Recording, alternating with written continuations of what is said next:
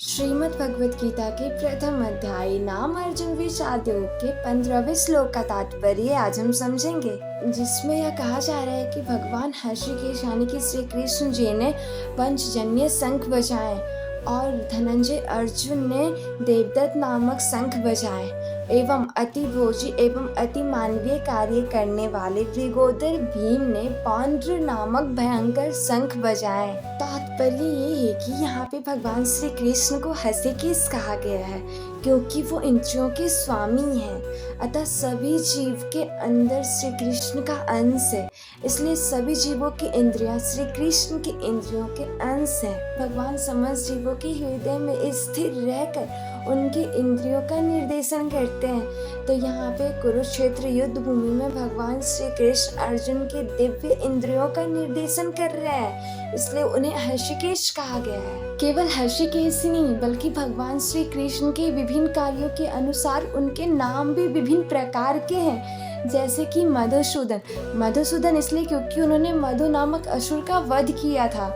उनका नाम है गोविंद इसलिए क्योंकि गौ और इंद्रियों को आनंद प्रदान करते हैं। उनका नाम है वासुदेव क्योंकि वो वासुदेव के पुत्र हैं। उनका नाम है देवकी नंदन क्योंकि माता देवकी को उन्होंने अपनी माता के रूप में स्वीकार किया था।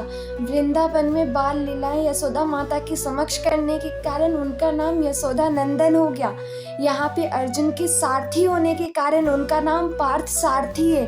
इसी प्रकार उनका एक नाम हर्षिकेश भी है। और यहाँ पे अर्जुन का नाम है धनंजय क्यों? क्योंकि जब अर्जुन के बड़े भैया को यज्ञ संपन्न करने के लिए धन की आवश्यकता होती थी तब अर्जुन ही उनकी सहायता करते थे, इसलिए यहाँ पे अर्जुन का नाम धनंजय हुआ। और यहाँ पे भीम भैया को वृगोदर कहा गया है। वृगोदर इसलिए क्योंकि वो जैसे ज्यादा खाते हैं वैसे ही अमानवीय कार्य भी करते हैं, जैसे कि हिडिंबासुर का वध। श्री कृष्ण और पांडवों के द्वारा विशेष प्रकार के शंख बजाए गए जिससे सेनाओं का मनोबल बढ़ा, लेकिन विपक्षी पक्ष में ऐसा कुछ नहीं था। ना ही वहाँ मार्गदर्शन करने के लिए श्री कृष्ण थे, ना ही भाग्य की देवी लक्ष्मी उनके साथ थी, इसलिए उनका पराजय तो पूर्व ही निश्चित था। तो ये तात्पर्य था प्रथम अध्याय के 15वें श्लोक का।